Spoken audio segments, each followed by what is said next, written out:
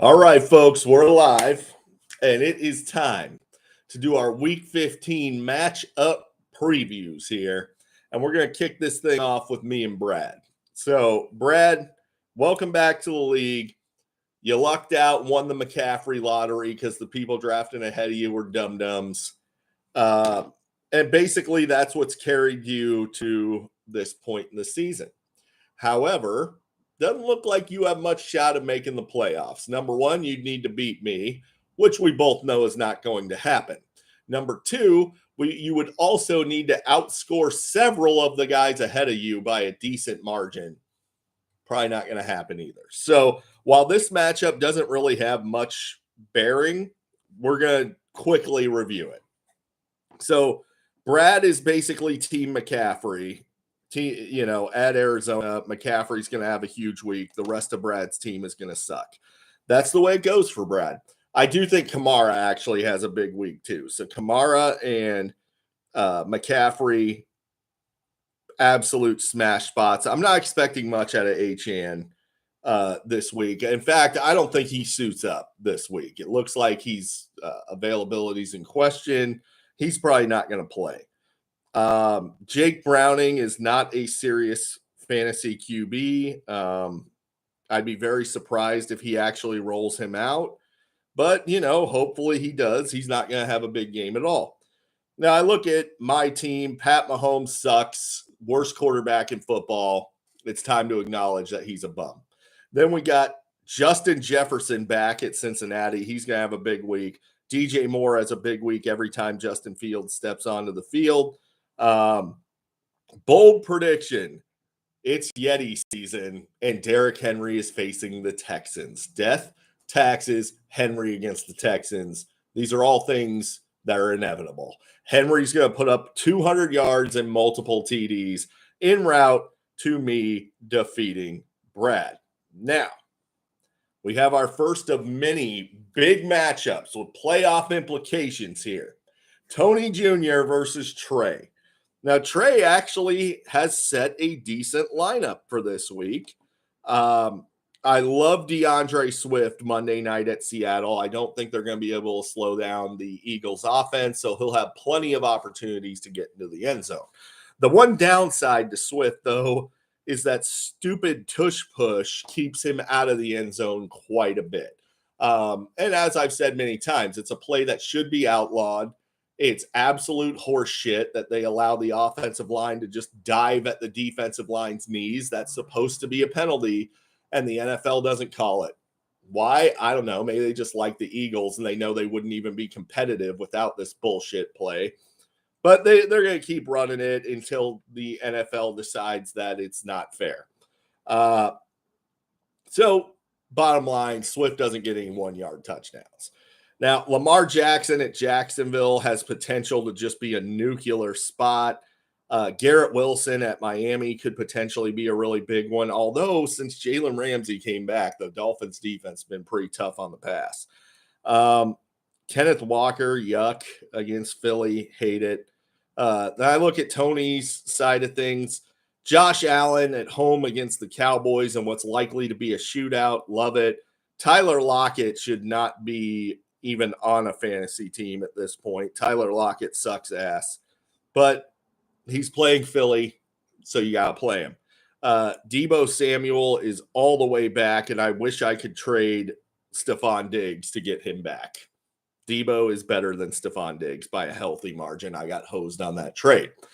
Puka Nacua is going to smash Washington.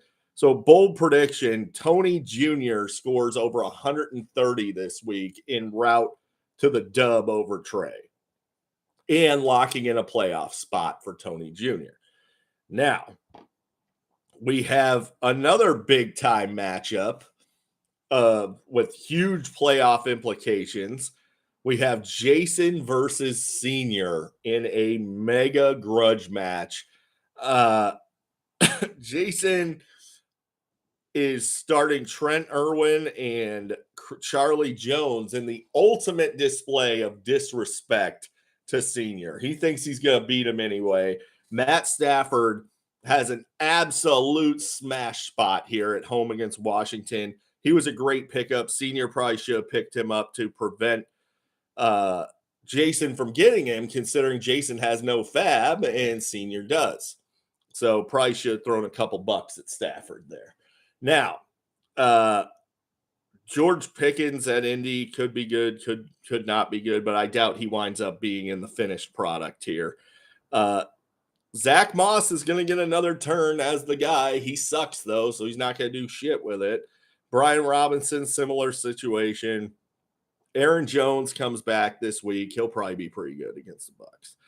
On Senior side of things, Dak Prescott at Buffalo should be a shootout. Could be a great matchup there. Rashee Rice at New England is just fantastic. Cortland Sutton against Detroit, who's been awful defending wideouts. I love that. So Josh Jacobs is not going to play, so Senior needs to go dumpster diving because his bench options are terrible. So who's going to win this thing? Let's go bold prediction first, okay? I'm going to say bold prediction, David Njoku it's the top tight end on the week against the Bears, because I don't think they'll be able to do anything else but throw to Njoku. And so I expect Njoku to put up over 100 yards and multiple TDs in this game, en route to Senior losing anyway to Jason. Jason gets the dub. Now, Jared versus Steve. And really, this matchup has zero playoff implications. Jared's locked in, Steve's out. Has no playoff implications. It's just purely a grudge match. It looks like there's no way Jared's actually starting the lineup he adds in there. So I'm not going to spend too much time on it. Jordan Love against the Bucs could be a good matchup. I can't see any scenario where Jared benches Tyreek Hill and Saquon Barkley. So there you go. On Steve's side of things, Brock Purdy, Amon-Ra St. Brown, Jalen Waddle, Mike Evans, they should all be set for good matchups. Austin Eckler's borderline droppable. I mean, look, yeah, he did okay against the worst run defense in football last week. But, 16 points at home against Denver, that's what I would expect to get out of like Deonta Foreman, not out of Austin Eckler. Eckler should have been much better, but he wasn't. So, bold prediction. I am going to say Mike Evans finishes with less than 6 fantasy points as he gets absolutely clamped by Jair Alexander, en route to Jared getting the dub. Now, our final matchup with any sort of playoff implications at all, Reese versus Joe. So on Reese's side of things, Cooper Kupp. You guys heard me say Stafford's in a smash spot. Well, if Stafford smashes, expect Kupp to have a big week. Chris Olave is in a great bounce back spot, and Bijan Robinson at Carolina might be the number 1 running back this week. On Joe's side of things, Jalen Hurts, DK Metcalf. That's about it. Kyron Williams. That's about it. The rest of Joe's team is terrible. So, bold prediction. I'm going to say the Atlanta Falcons defense goes for 2 or less, even at Carolina, because they're a bad team and they will surprise you with how bad they are. Now, who's going to win this thing? Joe is going to eke out a narrow win, keeping his playoff hopes alive.